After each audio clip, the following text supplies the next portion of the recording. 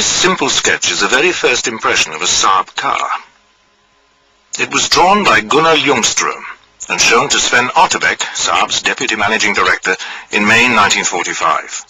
It became the basis for the board's decision to start a trial production of passenger cars. During the war years, Saab was founded solely for the production of military aircraft. With peace in sight and the foreseen cutback in defense spending, the management saw the need for a complementary line of production. After much consideration, they decided it should be passenger cars. However, no one at Saab knew anything about the design and building of cars, with the exception of one young engineer. His name was Gunnar Ljungström, who in the pre-war years had spent some time working in the British motor industry. The board at Saab thus thought he would be the best man in the organization to find out more about how to start making cars. A project team with Gunnar Ljungström as manager was formed to get the project underway. The technical construction of a car was not the main problem. Rather, it was what the new car should look like. The team had a number of clay models with different shapes made up, but soon realized that they didn't know very much about car design. Ljungström then turned to a former Saab employee, Sixten Saab, now an industrial designer. During the 1930s, Saab had made a name for himself with his drawings of futuristic cars.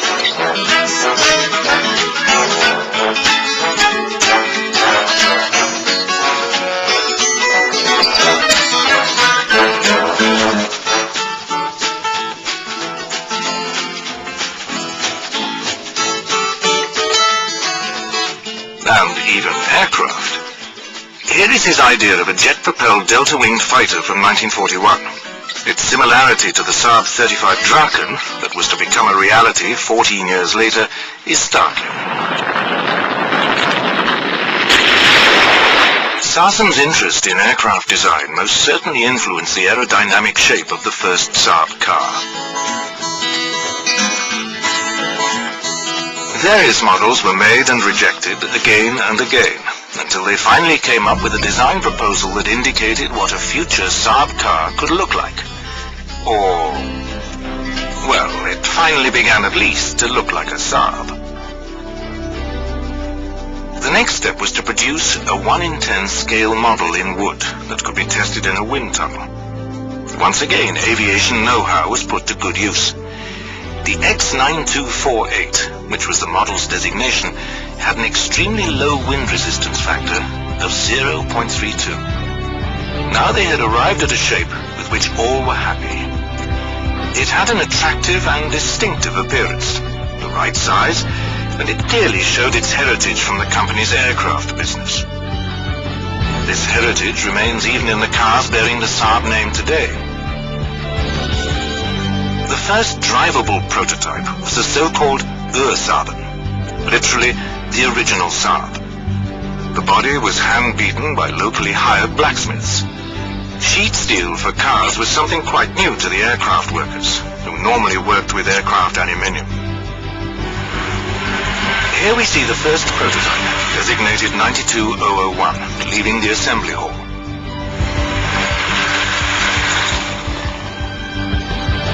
At last, a drivable prototype could be proudly shown to a highly interested board of directors. The color was actually black, and not the green, later associated with the first production Saab 92s.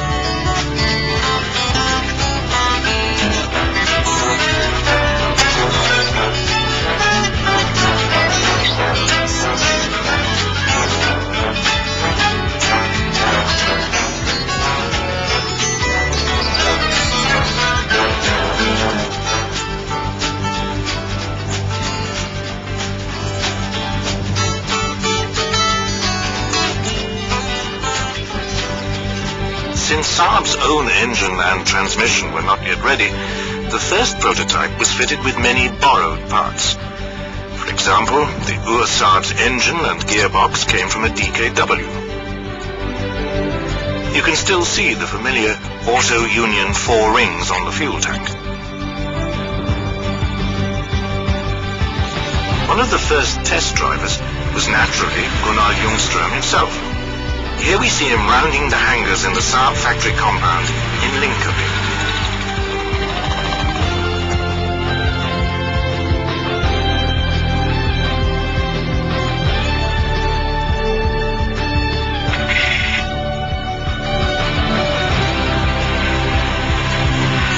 To get maximum mileage, the Saab was driven literally day and night for thousands of miles, many on the rough gravel roads common in Sweden in those days. The covered wheel arches, a novel feature on the prototype, were soon abandoned, as they also led to snow and mud clogging the space between the wheels and the wing panels, and thereby making it difficult to turn the front wheels in bends. Now they had a tested prototype. Manufacturing plans were in place and cost calculations were completed. They even had a Swedish distributor signed up. All that was needed now was the go-ahead from the board. This decision was taken at the board meeting on February the 27th, 1947, less than 2 years after the project was initiated.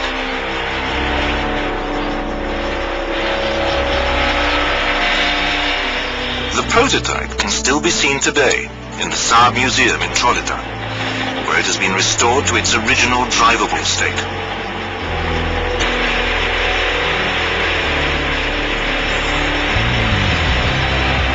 On special occasions, it can thus be taken out for a spin to the delight of the spectators.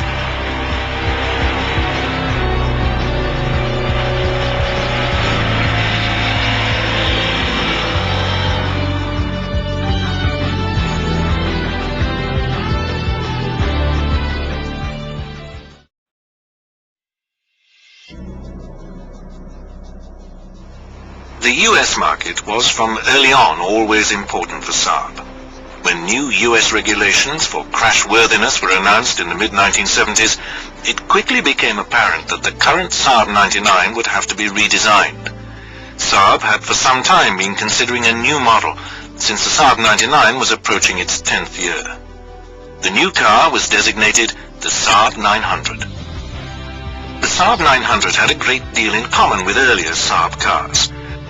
Many of the body components were taken from the Saab 99 Combi Coupe hatchback, but it was 12 centimeters longer. This was needed to handle the new crash safety requirements.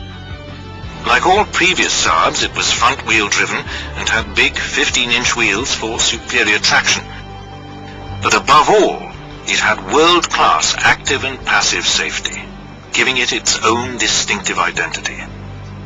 The Saab 900 came in both 3- and 5-door versions and could be ordered with all of Saab's engines, starting with the 100 horsepower with a single carburetor version, and with the 145 horsepower direct fuel-injected turbocharged version for the top-of-the-line model. A 4-door Saab 900 sedan was premiered at the 1980 Geneva Motor Show.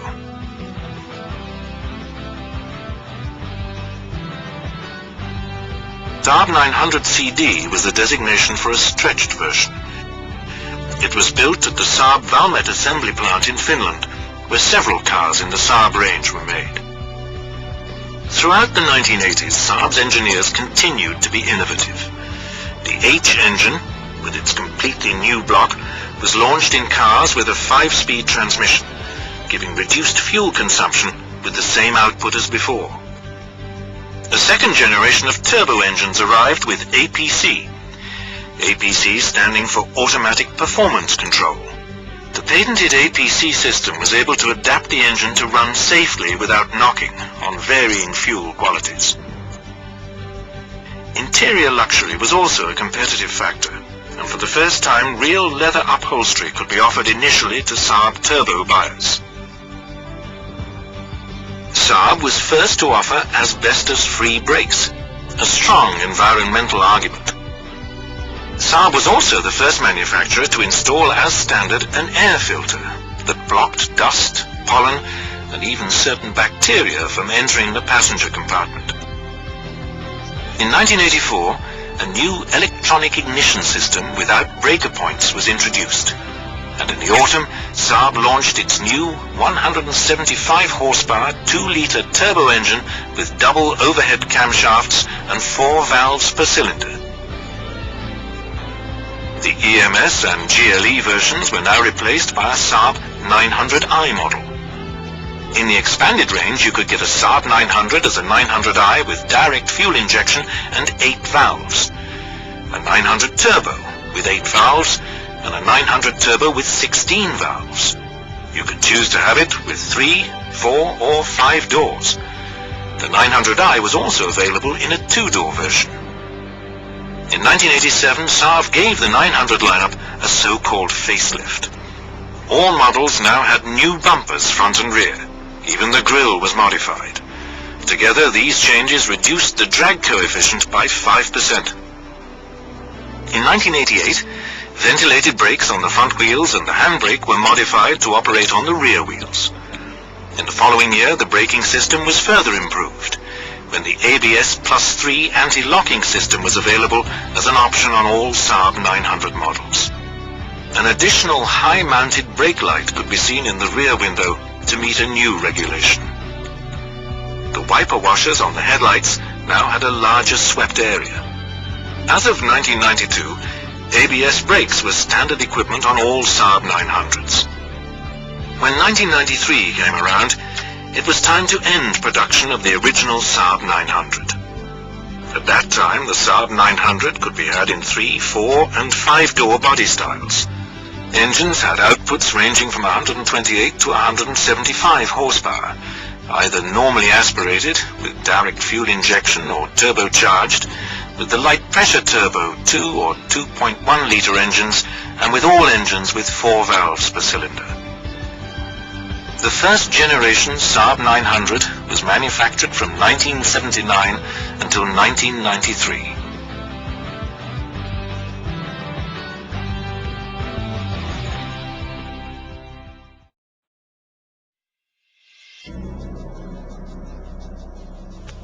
With the arrival of 1986 came the production of the first Saab convertible. It was based on the 2-door Saab 900 T16. The initial production in 1986 was intended first and foremost for the US market. The enormous demand forced prospective customers to be waitlisted, and the entire planned production of 2,500 convertibles for the following year was sold even before production started. The Swedish market was only allocated a few hundred per year, and some of those that placed their orders in late 1986 had to wait until 1989 to enjoy driving topless. Full-scale production of the Saab convertibles started in 1987 at the Saab Valmet plant in Uusikaupunki in Finland. The initial production rate of 12 cars a day, or a total of 2,500 cars that year, was clearly far too modest. The engine in the Saab convertible was the top-of-the-line 175 horsepower turbocharged 2-liter power plants that had made the Saab Aero such a success. The fully automatic black soft top hood had 3 layers. As a safety measure, it could only be raised and folded down when the car was stationary, with the engine running and the handbrake applied. All side windows were electrically operated.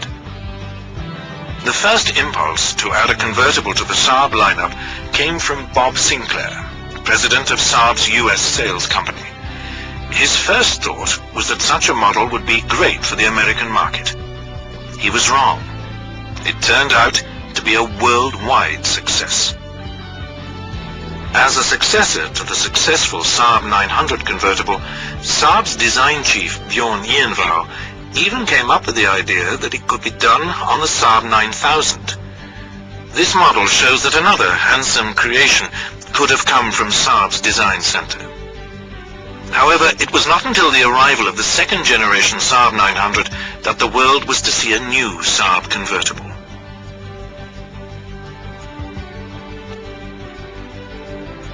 One of the major goals for Saab was to create soft-top cars that could be used in comfort all around the year, even in severe winter weather. The automatic air conditioner, the ACC, was designed to adapt its function according to whether the top was up or down. A problem in building a good convertible is torsional stiffness. All of Saab's convertibles are designed from the bottom up, with reinforcing members to achieve this stiffness without adding much extra weight.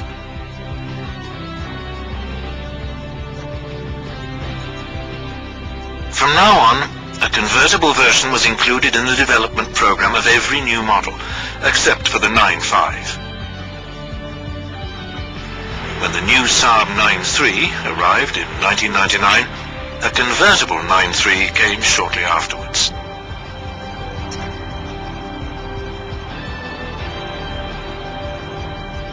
The latest Saab 9.3 convertible has just about everything you could desire. It looks great with the top up or down. You're entirely independent of the weather. Press a button and the top goes up or down. Today, the Saab 9.3 convertible is available in 3 luxury grades: Linear, Vector, and the top-of-the-range Aero. All 3 models can be tailored to meet the particular demands of the customer, with respect to accessories for lockable skis, bikes, or surfboards. You can choose from turbo engines, ranging from the 1.8-litre light-pressure turbo with 150 horsepower to the 2-litre Aero turbo, developing 210 horsepower. Safety features include airbags, the SAHR head restraints, the Dyna cage, a system with a heavily reinforced frame around the windscreen, pop-up bars behind the head restraints in the rear seat to provide protection in case of a rollover. A convertible is always pleasing to the eye. But this must even be the case with the top in place.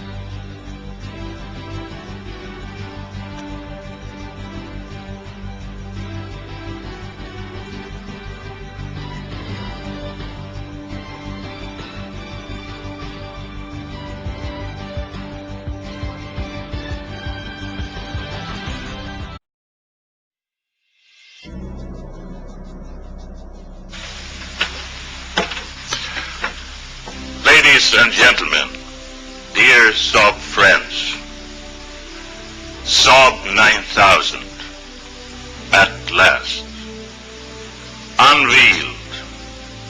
There she is in all her beauty. I've had the privilege to drive her where we were not supposed to be discovered, and I will tell you immediately, she is marvelous. With these words, George Kansund, president of Saab Scania AB, opened a press conference at which the new Saab 9000 was launched in May 1984. Over a 3-day period, motoring journalists from all over the world had been invited to test drive a pre-production series of this entirely new Saab car. But it all began 6 years earlier. Saab had already moved upmarket for larger cars, first with the Saab 99. With the introduction of the EMS and GLE as well as the Saab 900 range, Saab could offer increased performance and luxury. It was Saab's success in this respect that the idea of building an even larger and more exclusive car began to take shape. In the mid-1970s, Saab's design chief, Bjorn Ienvall, outlined the concept for the new car. Up until then, Saab had done all its own design and development work, but in this particular endeavor they decided to find a partner to share development costs. Lancia in Italy were also in the process of developing a new car in the same size class as the planned Saab, and were thus an ideal partner. Giorgio Grigaro designed the basic form for both models. The main purpose was to share a similar basic platform while allowing both cars to retain their distinctive appearance and identity. The resulting Saab 9000 was somewhat of a contradiction in the Saab lineup. It was launched as a much larger car, even though its overall length was actually somewhat shorter than the 900. But inside you could see and feel the difference. In fact, in the USA, it was rated a large car, according to the national classification standards. Bjorn Ienvall and his design team stuck to the now established Saab hatchback concept so successful with the 900 series.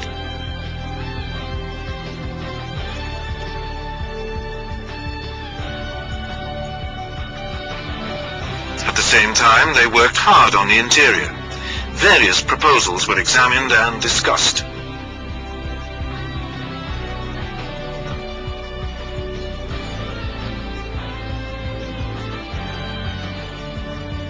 The larger interior was made possible thanks to the longer wheelbase and increased track width, the transverse engine layout, and front-wheel drive.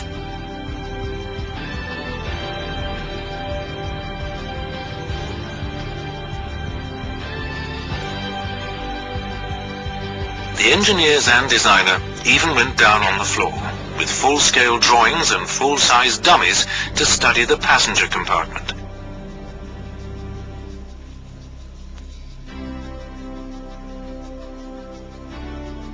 The starting point for all calculations was the hip point.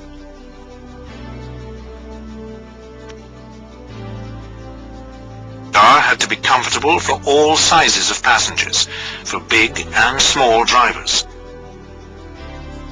Thanks to the larger tailgate that could be open to roof level, the large load area was easily accessible, and the car could be loaded like a delivery van, and yet had the smart exterior lines of a family estate car.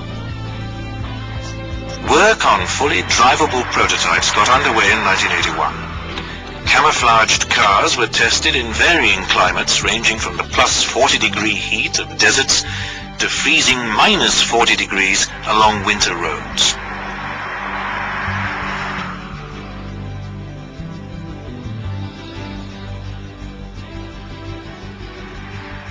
All in all, the test drivers racked up 10 million kilometers around the world.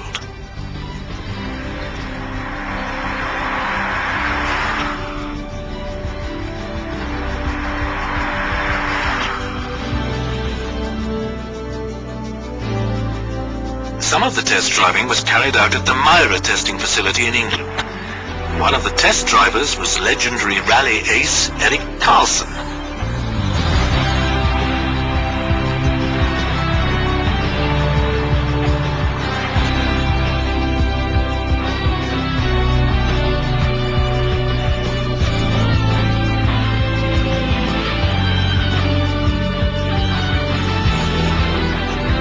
An important factor in achieving low fuel consumption is the drag coefficient.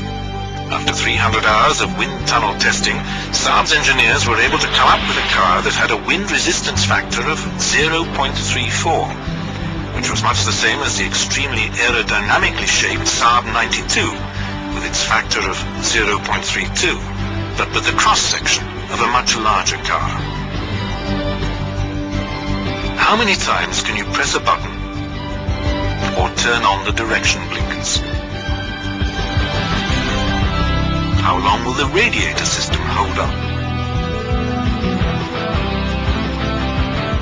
How much rubbing can the seating upholstery withstand? All these factors and many others were tested with robots and worked day and night for months.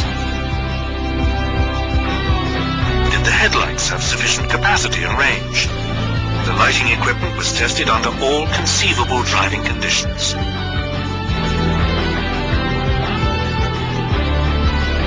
The chassis, and thus the roadworthiness, has to be tuned so that the car behaves consistently and predictably, irrespective of its load, the road conditions, and the speed in question. One of the goals is to keep the car's center of gravity as low as possible. The low center of gravity gives the driver quicker information of how the car is behaving. For Saab, the goal was to give the car the highest level of sportiness without foregoing the demand for comfort. However sophisticated the test equipment is, nothing can replace the ability and experience of a skilled chassis engineer behind the wheel. In early 1981, the new Saab 9000 was previewed internally for Saab's international sales organization. The initial launched cars were powered by Saab's now renowned 2-liter turbocharged engine, now in its third generation.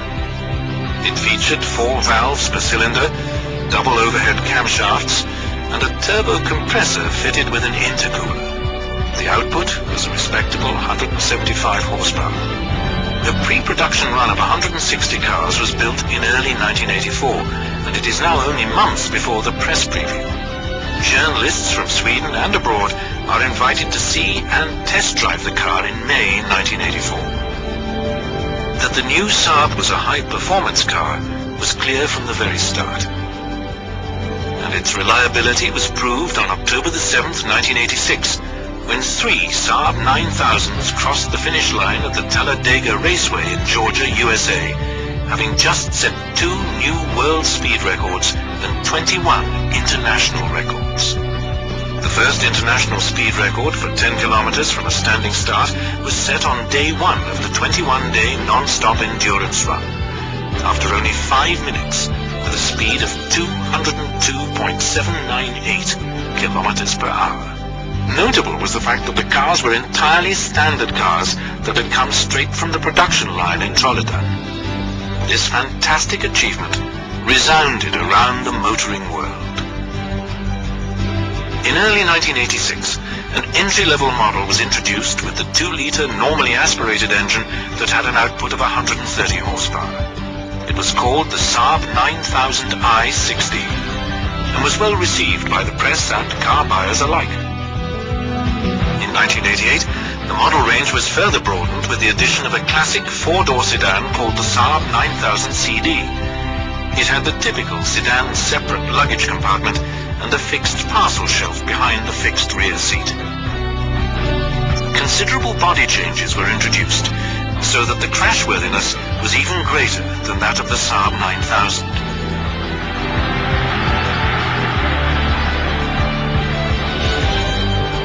The Saab 9000 range was further developed with the arrival of the Saab 9000 CS, with entirely new front and rear ends, an even larger tailgate, and improved crash safety. Over the years, the Saab 9000 range was constantly upgraded, especially with the best possible safety equipment, such as anti-lock brakes and double airbags. The range of engines was broadened to include a light-pressure turbo, eco-power, and in its later years also Saab's new V6 3-liter engine developing 210 horsepower. The most powerful engine in the Saab 9000 was in the Aero model, with its 225 horsepower. When the car was launched, back in 1984, Marketing Vice President Bengt Rödman closed the proceeding with these words. Ladies and gentlemen, a star is born.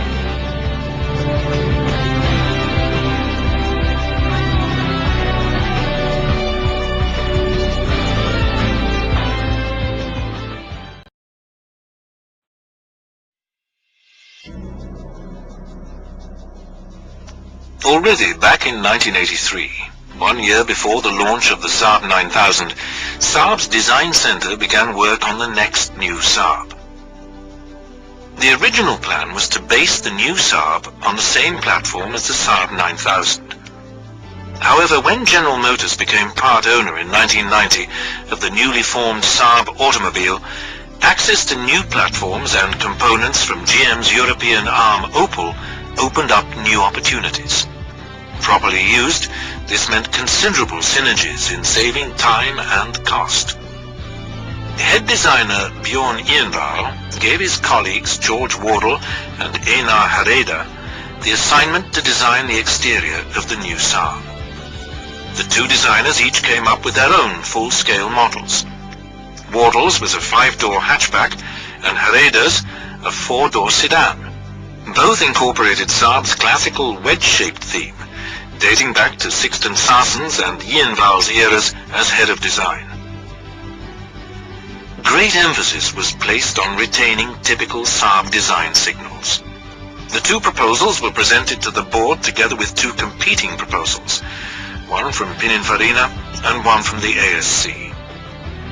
Together with the board, it was decided that Wardle's 5-door proposal was the most Saabish one. Further progress was now in a hurry, since the original plan from 1989 was that production should come underway in 1993. 3 generations of prototypes for what was to become the new Saab 900 were to be built, and in May 1991, the first of these saw the light of day.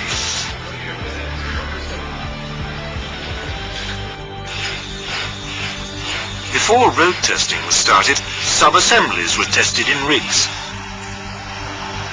First as separate items, and then assembled in stages to form larger units, and finally as a complete car.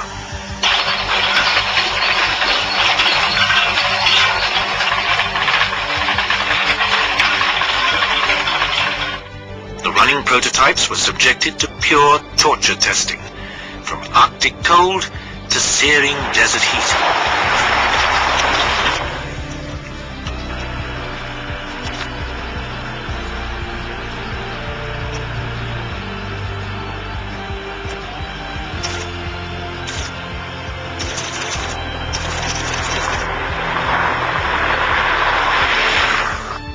One of the most merciless tests is driving on cobblestone roads, often called Belgian parking, in order to accelerate fatigue and wear on the body joints. The camouflaged cars were driven thousands of miles day and night.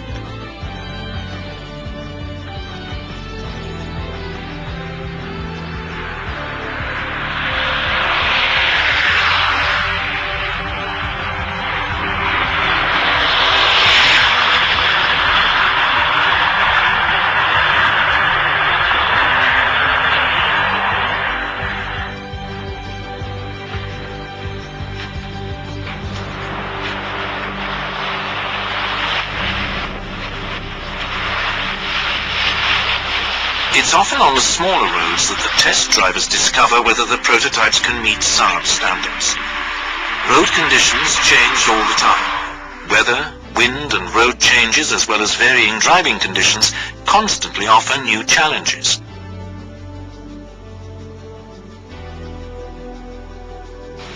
The latest in new production technology was used.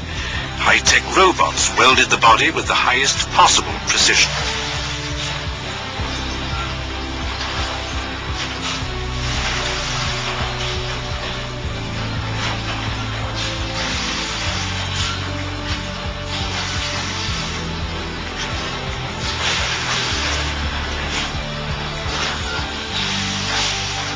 Along the assembly line, a completely new organizational approach was adopted. Teams were formed to create autonomous workstations. Experienced prototype builders were mixed with the less experienced, and even complete newcomers.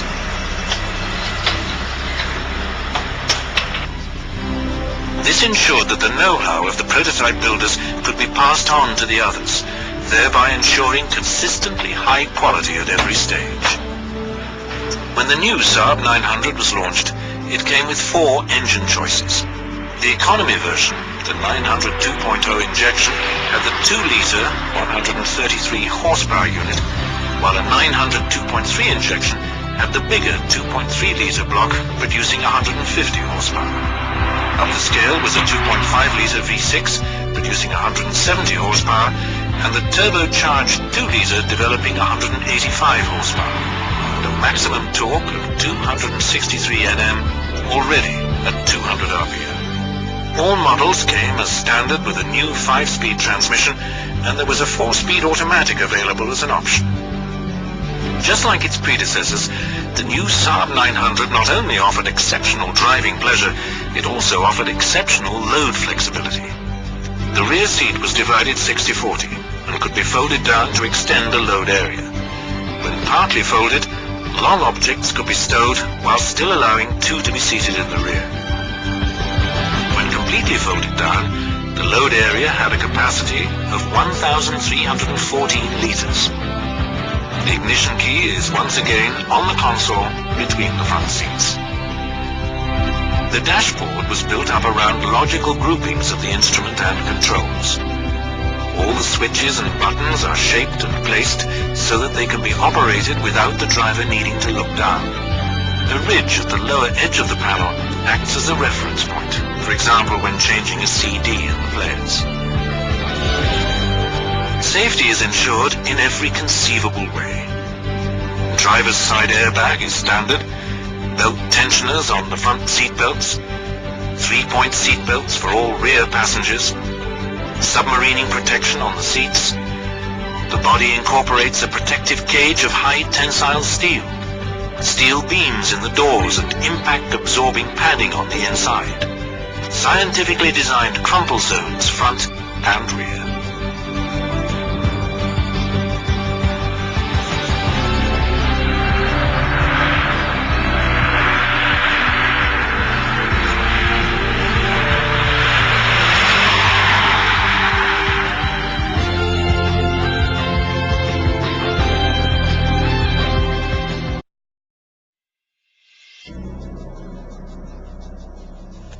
Saab didn't have a station wagon in its line.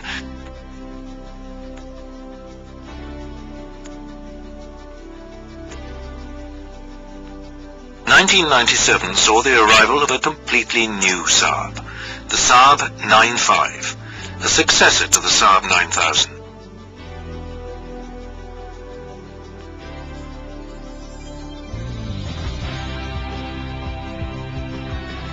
Design work on the Saab 95 started in 1992 and was led by Einar Hareide, who now had succeeded Bjorn Ienval as head of the design center. Together with his colleague Tony Cattignani, they created the basic shape for Project 640, which was the internal code for what was to become the Saab 95. The goal was to determine what future buyers were looking for. Feedback from the marketing department played an important role in determining the final design. The shape of the future Saab 95 had to be both bold and harmonious. So, if boldness was to characterize the exterior, the interior should exude harmony. The driver should have a harmonious and calm environment to ensure full concentration of driving. To save time and cost, the initial wind tunnel testing was carried out with 1:5 scale models. Håkan Danielsson and his team found that the ideal body shape should be round at the front and sharper angles at the rear. The final Saab 95 had a fairly round rear, but it included numerous smaller surfaces that served as what they called steering feathers. Construction of the body was led by Kent Boveland. The goal was to design the safest car in its class. Here they could draw on experience from the Saab 9000 and Saab 900, already among the safest on the market, and which could now be further developed and incorporated in the new Saab 95. As usual, all components and sub-assemblies were tested in the laboratory to ensure they met the standards set forth by the project management.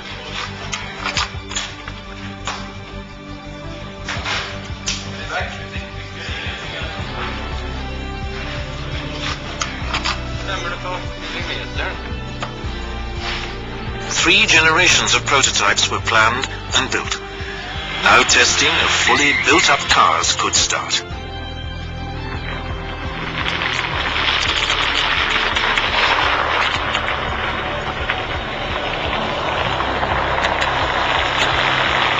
They started with winter testing in northern Sweden during the winter of 1994-95. In truly severe cold, they tested the interior climate system, driver and passenger comfort, and the car's behavior on varying winter roads. The prototypes turned out not only to be the best-looking prototypes ever built, but they also were of such a high quality that few faults were discovered. This enabled summer testing to be started at much the same time, and for this they went to Australia and the southwest of the USA. The cars were generally disguised to hide their identity.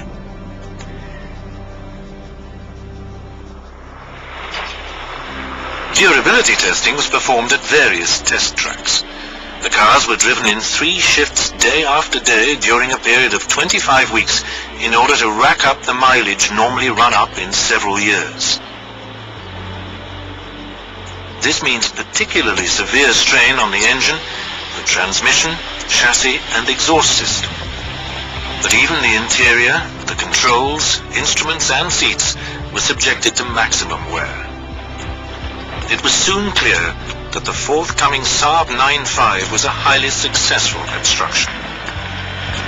The car was revealed for the general public at the 1997 Motor Show in Geneva and was given a warm reception by the world's motoring press. The Saab 9.5 was marketed in 4 distinctive versions. The base model, called Linear, with equipment level 1, Park, with equipment level 2, Vector, with equipment level 3, and finally the high-performance Aero model.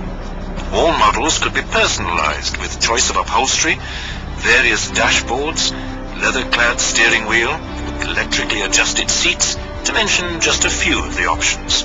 All engines were transversely mounted and all were turbocharged with an intercooler, double head overhead camshafts, 4 valves per cylinder, double balance shafts, and hydraulic engine mountings. The engine range for the Saab 9.5 also included a diesel alternative. The Saab 9.5 was awarded the highest rating of 5 stars in the European NCAP crash test. Once established on the Swedish market, the Saab insurance company rated the Saab 9.5 as the safest car of all categories in 2005, based on the results of real-life studies on all cars on the road. This was a position once held by its predecessor, the Saab 9000.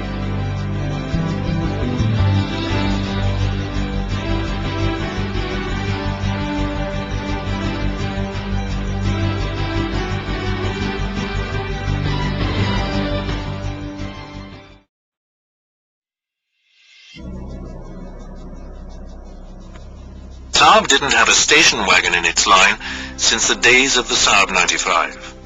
Certain leanings in this direction had existed during Bjorn Ienvald's time as head of the design department, but were never realized. However, in the summer of 1998, a completely new station wagon based on the Saab 9.5 sedan was launched. As usual, the starting point for a new model begins with the interior demands. When the space for the driver and passengers as well as the load area have been decided, the designer can start finalizing the body shape. A full-scale clay model built on a steel chassis is then produced. The clay surface is scraped and polished to form a smooth shape.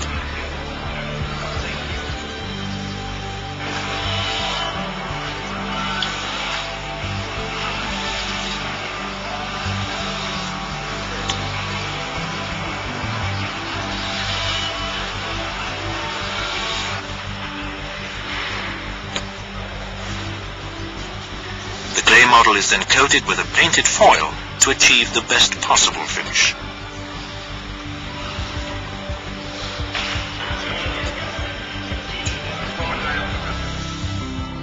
Although many of the components in the Saab 9.5 wagon came from the 9.5 sedan, the wagon should be regarded as a completely new car.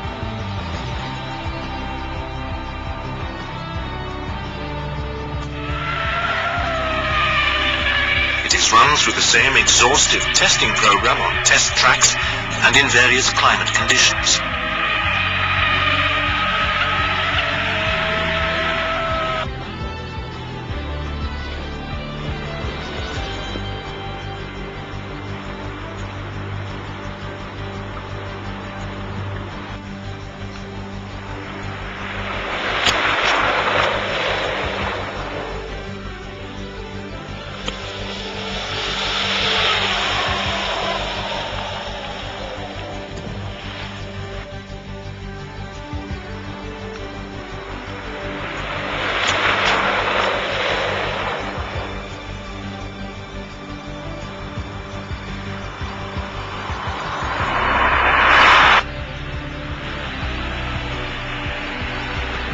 The Saab 9.5 wagon was designed to be a sporty estate car with a flexible load area.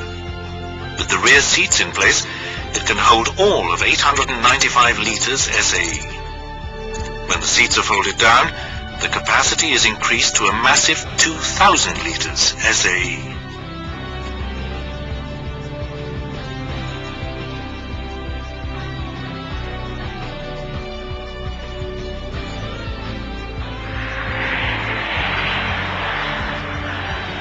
like the sedan version, the Saab 9.5 wagon is available in 4 equipment levels: linear, arc, vector and aero.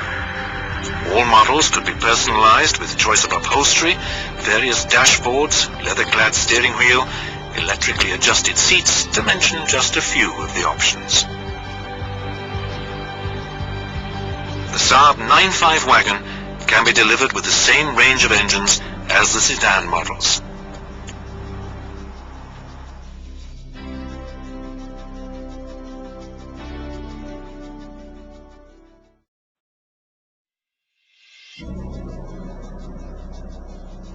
"1999 was another year in which a new Saab model was brought to market, the Saab 9.3. The Saab 9.3 brought with it much from the second generation Saab 900, but was in many respects truly a new car. The first thing you noticed was the redesigned rear end. The registration plate had been moved up between the rear lights, giving the car a lower, sleeker look. The Saab 9.3 came in 2 body styles: a 3-door coupe or a 5-door hatchback.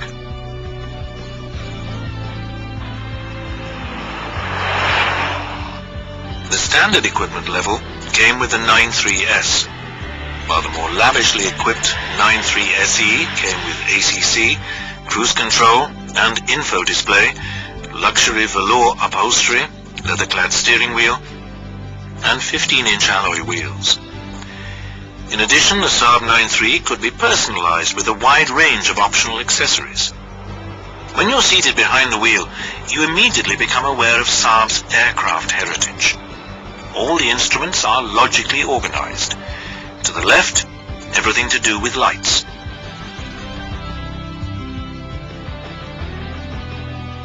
To the right, and in the central console, you find everything to do with driver information, the climate system, and in-car entertainment. Much of what is new cannot be seen from the outside.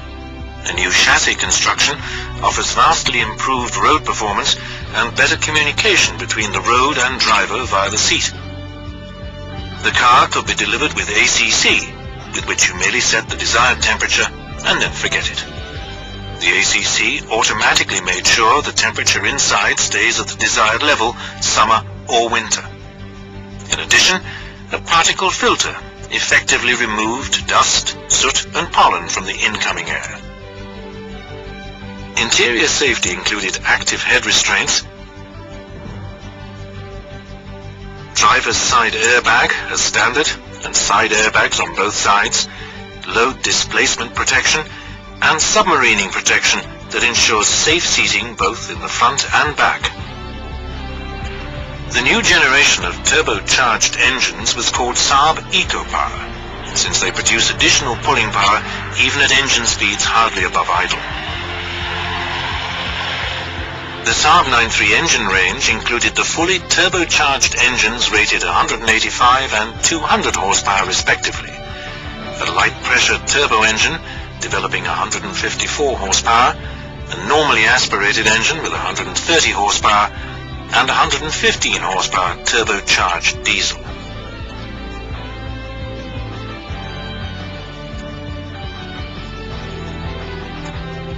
The Saab 9.3 had many similarities with the second generation Saab 900, but still differed in many ways.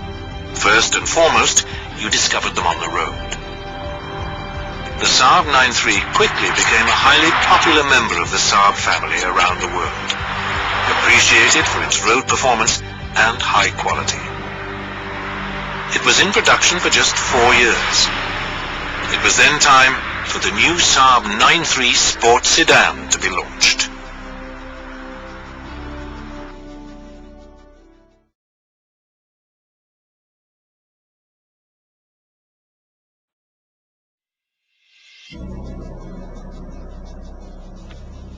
The Saab's aircraft heritage is clearly evident in the new Saab 9.3 Sport Sedan.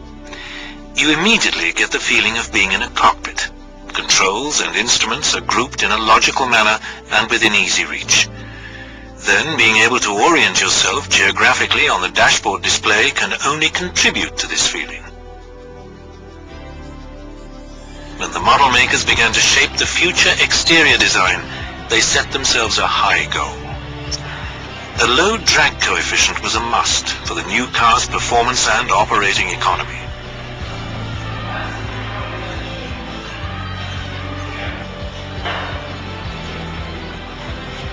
Scale models were wind tunnel tested until the right drag coefficient was reached. Combining a rounded rear section with a low drag coefficient is a hard task. Saab's aerodynamic engineers succeeded in achieving course stability already with the Saab 9.5 models. Various full-scale design studies were produced. So-called clinics were organized, at which selected viewers were invited to express their opinions about the different design studies.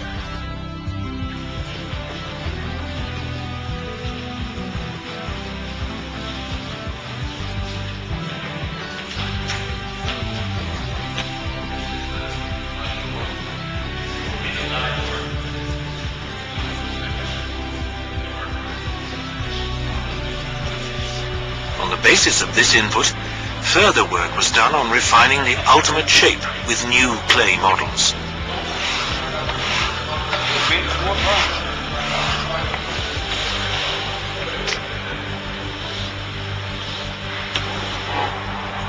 Each new clay model is subjected to a wind tunnel test.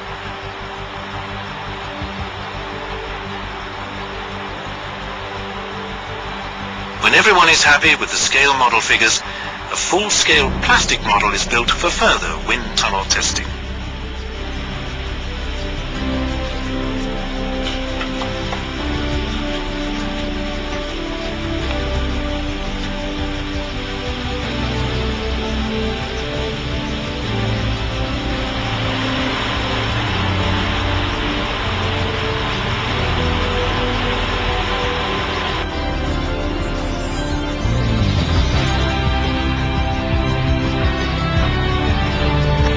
Now time to start building prototypes.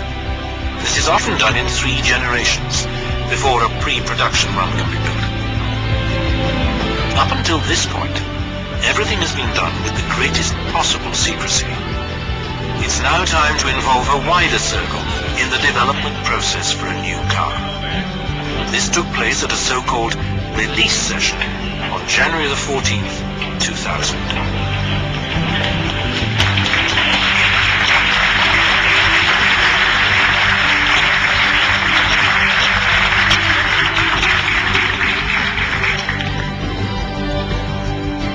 First prototypes were subjected to usual test driving programs. From extreme winter temperatures to extreme desert heat, the prototypes undergo severe endurance testing.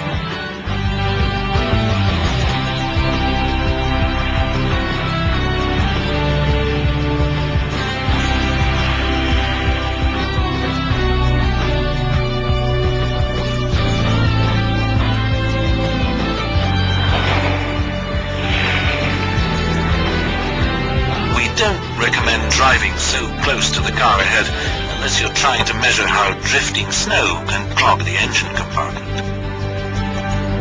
Step by step, the prototypes are improved until a level is reached that ensures that the production cars will give their future owners trouble-free service.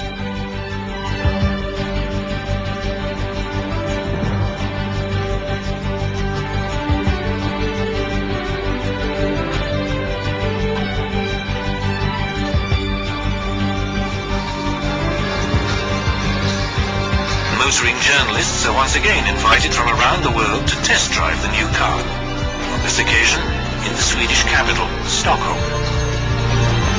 6 years have now passed since the first clay models took shape. Developing and constructing a new car requires the involvement of a great many people with varying skills and know-how. It must be a great feeling to reach the end of many years of hard work and to reach the final goal, a new Swedish car.